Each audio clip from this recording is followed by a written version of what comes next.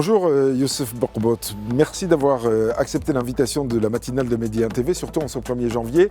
Et avant tout, je vous souhaite, et nous vous souhaitons, toute l'équipe, une très bonne année 2026. L'année qui commence déjà bien pour vous, puisque si vous êtes archéologue à l'Institut national des sciences de l'archéologie et du patrimoine, le complexe agricole préhistorique de Oued-Bet Khmisset vient de recevoir un prix très prestigieux, le prix du meilleur travail de terrain 2025, Field Discovery Award, décerné par le Forum mondial de l'archéologie de Shanghai. Ça représente une consécration, ce prix. Oui, c'est le fruit d'un investissement de longue date. Donc, concernant les travaux de recherche dans différentes zones, mais essentiellement sur la zone du Oued-Bet, la pointe Khmisset. Oui. Alors sur quoi portent les recherches sur ce site particulièrement? C'est un site préhistorique. Les fouilles sont toujours en cours, on suppose, parce que les découvertes se font presque par hasard. Comment est-ce que ça se passe concrètement? Est-ce que vous pourriez nous expliquer? Parce que c'est vrai que nos téléspectateurs ont une petite idée de l'archéologie, des fouilles qui sont menées, mais voilà, sans en savoir davantage. Disons que la superficie du site est 12 hectares.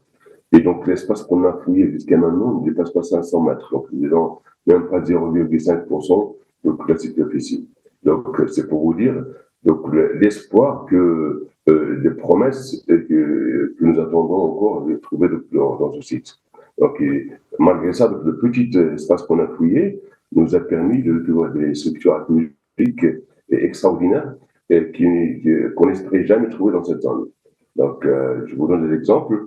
Donc, sur 500 mètres, on a trouvé une centaine de silos, des silos qui servent à emmagasiner les graines et les céréales et les légumineuses. Nous avons trouvé Donc des centaines vous avez dit des silos qui servaient à stocker les céréales et les légumineuses, mais de quelle époque?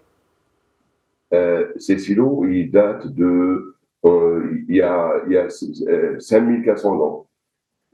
Oui, donc il y a 5400 ans, il y avait déjà donc Voilà. des silos pour stocker les céréales et les légumineuses, effectivement. Ouais. Qu'est-ce qui a été découvert d'autre? Ouais.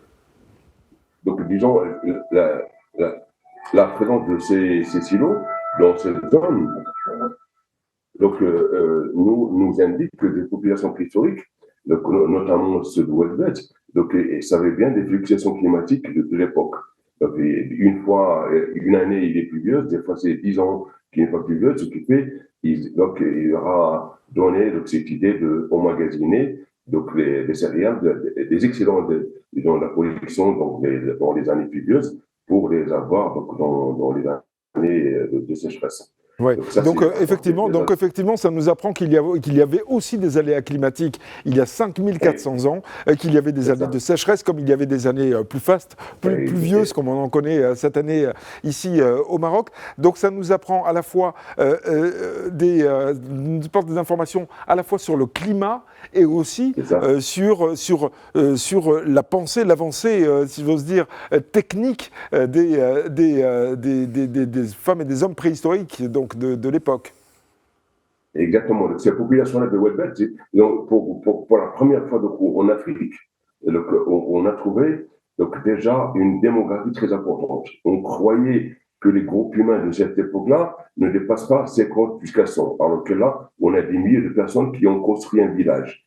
Et ça, c'est une première en Afrique. Et donc, ces gens-là, quand ils ont pratiqué l'agriculture, disons, commerciale.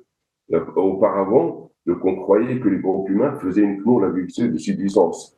Et donc là, ces gens-là, ils ont pratiqué l'agriculture commerciale et ils avaient labouré des milliers de hectares pour avoir un excédent de production, pour échanger. Et on a des preuves que ces populations-là, qui sont dans le continent du Maroc, sont rentrées en contact avec des populations extra-africaines, notamment en péninsule ibérique. On a des preuves comme quoi nos produits alimentaires sont arrivés jusqu'à la région de Séville en Espagne.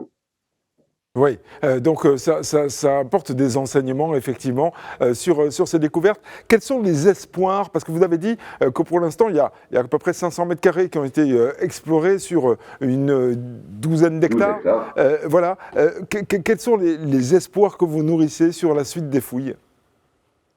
Vous savez, l'archéologie, c'est, disons, on peut pas savoir que ce qu'on va trouver, d'accord? Mais on présume.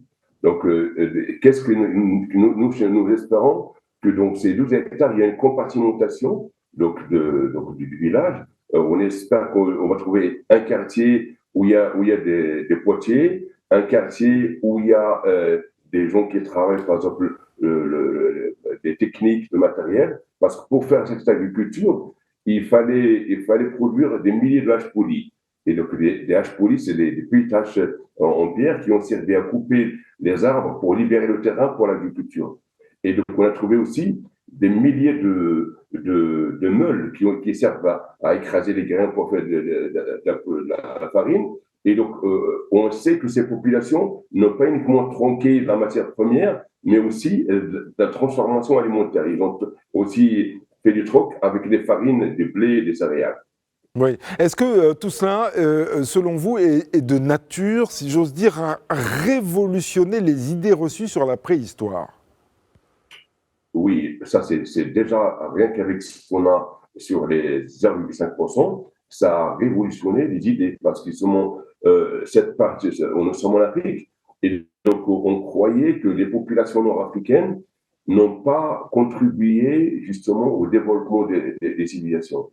Alors que là, on a un cas de cas de figure de Welbeck.